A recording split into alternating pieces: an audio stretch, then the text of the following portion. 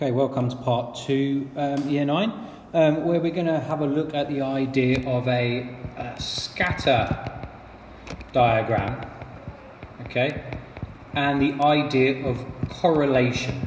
So these are two words I expect you to know: scatter diagram and correlation. Okay, so here's a little question. It says Neil owns an ice cream van. This scatter diagram, so what you've got on the left hand side here is a scatter diagram, shows information on the temperature and the number of ice creams he sold each afternoon from the 1st of August to the 7th of August. So the question says, why are there 7 crosses? Well, the reason why there are 7 crosses is because each cross represents what happened on one particular day in that week in August.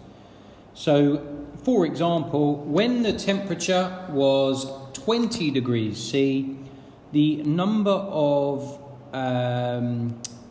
ice cream sold appears to be 33, and you've got to be really accurate.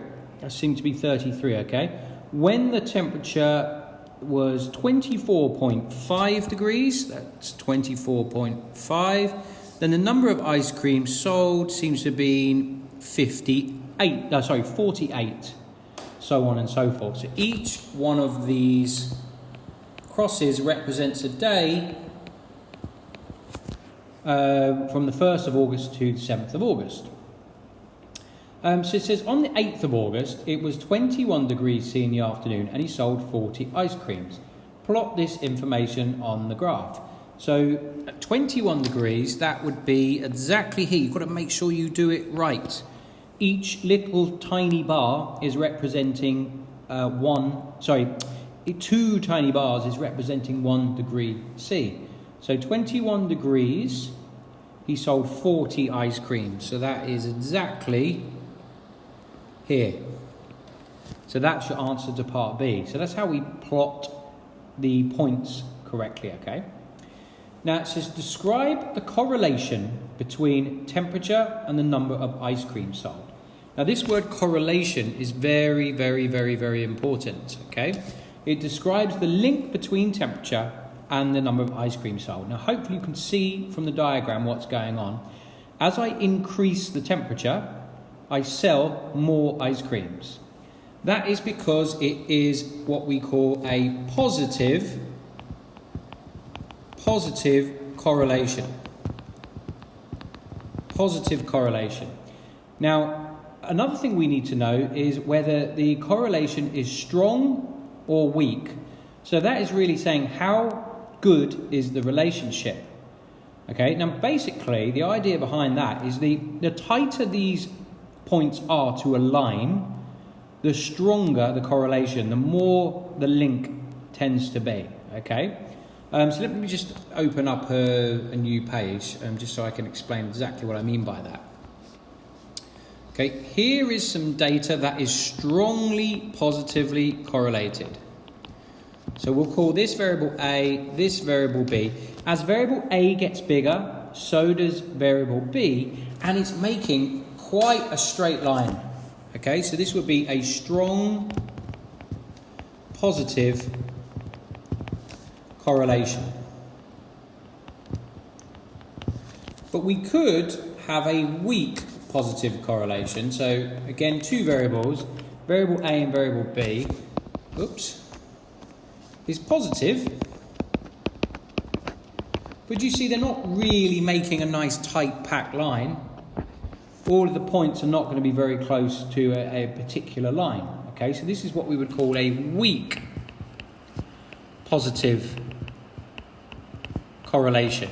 It's still positive because we're seeing, generally speaking, that as A increases, so does B increase. Now we could have it the other way around. We could have it like this. This is what we would call a strong negative correlation. And so that's B, that's A. Okay, B and A. We could have it like this. This would be a weak negative correlation. Both of them, both the bottom two, are telling me that as A increases, then B decreases. But the one on the left is making a tighter line than the one on the right. So basically the correlation is weaker on the right than it is on the left. You're basically getting a better representation or a better agreement of what's changing with the variables when it's strong. Okay, so the answer is describe the correlation between the temperature and the number of ice cream sold. It's definitely a strong, positive correlation. Okay, now it says draw a line of best fit on the scatter graph. Now in the test and whenever possible, you would do this with a ruler. You must use a ruler. I can't because it's online, I can't use a ruler. But a line of best fit looks like this. It's showing me generally what's going on. And a line of best fit needs to go roughly through the data. It shows me the trend of what is happening. Okay? And you really want it to go through as many points as you can. But if you can't, then you want to have as many below the line as above the line. So there's no perfect line of best fit. You just do it as well as you can. Somewhat describe the relationship. Okay? Now, so the blue line is my line of best fit. It says on the 9th of August, this is part E, it was 28 degrees C. Estimate the number of ice creams Neil sold that afternoon. So what you're going to do, you're going to use a ruler again. You must put these lines in. Students are so lazy and they don't ever put these lines in and they lose points. So you're going to find 28, which is here. And you're going to use a ruler. And you're going to draw up to your line of best fit. And then straight across to your number of ice creams, which is approximately 61 ice creams. So it's only an estimate. We don't know that's how many ice creams we're going to sell. It's just a bit of a guess. But the stronger the correlation, the better our guess is likely to be. Okay? On the 28th of September, it was 10 degrees C. Does it make sense to use your line of best fit to estimate how many ice creams Neil sold that day? Well, 10 degrees C would be here. Now, the answer is no. It would not make sense. Because notice that you've only collected data from about 20 degrees C to about 34 degrees C. So if you were being asked to make predictions outside of the range of the data that you have, then you're basically going to get less reliable results because you don't really know what might happen. Maybe as the temperature falls, you're still going to sell quite a few ice creams. We really don't know. As you can see, that line is veering away from the points.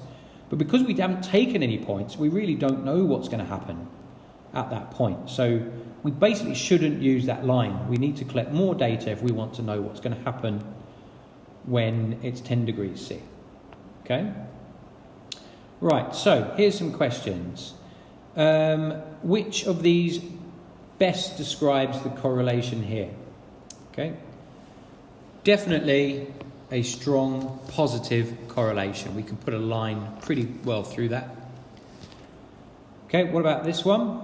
I think this would be a weak positive correlation. What about this one? It says, scatter graph shows a relationship between two variables. Which one of the below statements is true? There appears to be one outlier. There appears to be two outliers. There appear to be no outliers. The correct answer for this is A. There's one outlier. Oh, sorry, I didn't see it. I was wrong. There's two. Notice this one as well. Maybe you didn't see that. There are basically 2 points that just don't seem to fit with the others. Okay? And points that don't fit with the others we call outliers. They seem to be strange results. All right? So when we get strange results, we might want to ignore them or we might not. Depends why we got those strange results. Okay? What about this one? This one is definitely a strong negative correlation. As one variable goes up, the other variable goes down. Negative correlation. And it's strong because it's quite close to a line. Okay, now, so let's have a look at this. Can you stop the video and have a go at this question yourself, and then I will reveal the answers. Okay, strength and type of correlation, strong positive correlation. Between 2 p.m. and 3 p.m, 275 roller coaster tickets and 60 ice creams were sold at the beach. Plot this information on the graph. So 275, 60, 275, 60 is about here. Okay. Draw a line of best fit on the scatter graph. It'll be something like this. Okay. Do you think going on roller coasters? Oh, hang on. Sorry, we haven't done part D yet. Between 2 p.m. and 3 p.m. on the 9th of August, 200 roller coaster tickets were sold. 200 roller coaster tickets were sold. Use your line of best fit to estimate how many ice creams were sold.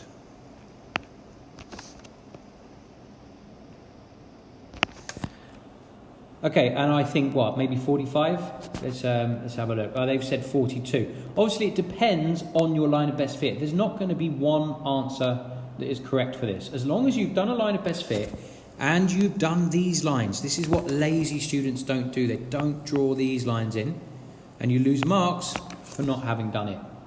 Okay? But you know, if I said 45, I'd get the point for that because I'd done the line of best fit and I have done the lines to show how I've made my prediction. Okay? Right, E, do you think going on roller coasters causes more people to want ice cream? I don't think that would be the case, would it? That doesn't make sense. So what you've got to understand here is that correlation does not mean causation. Going on a roller coaster does not cause you to eat ice cream. And eating ice cream does not cause you to go on a roller coaster. But there is a correlation. There is a link. And the reason, probably because of temperature. You tend to go to the roller coaster on a nice hot day.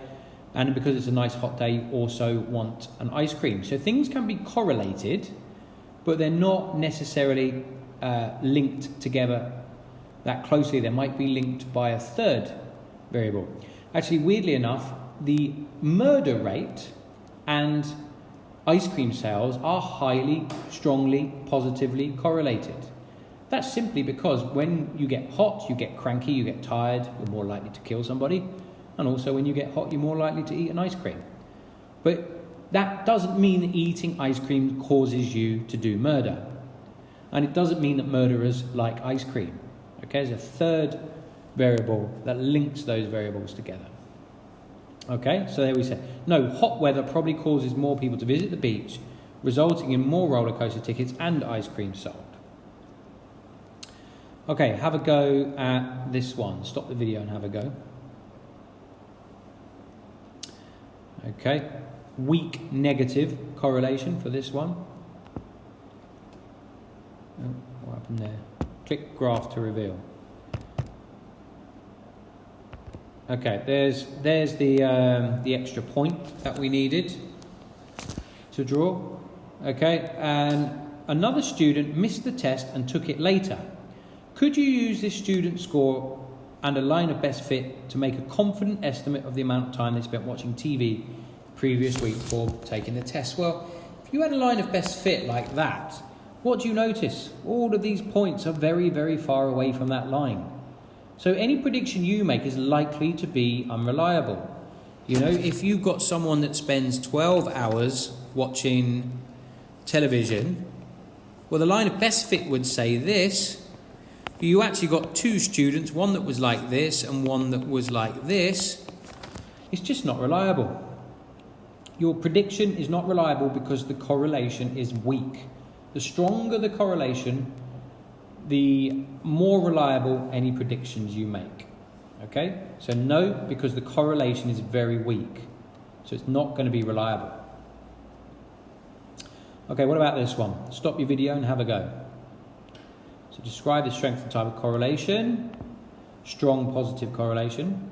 Let's draw a line of best fit. Okay. The teacher realises she made the mistake of accidentally recording one student's paper 1 score as their paper 2 score. Use your line of best fit to estimate the correct paper 2 score for this student. So this is the student that you got it wrong for, and the line of best fit, see how we've got these lines, read off, it's going to be about 31. Again, if you're a little bit out, it wouldn't matter. Which paper do you think the students found easiest? Well, I think certainly they thought paper 1 was easiest. The paper 1 scores all seem to be higher than the paper 2 scores. One student scored 80 marks on paper 1, but missed paper 2. Is it a good idea to use your line of best fit with this student be able to score on paper 2? Well, again, the answer is no, because look, you've not collected any data. So what are we going to say? It's here. How do you know? How do you know it will go there? You don't have any data to tell you. It might do this. It might do that. Who knows? You don't have any data to tell you. You have to stay inside the range of the data. So no, 80 marks is outside the range of the data collected. Okay, so that covers correlation and scatter diagrams.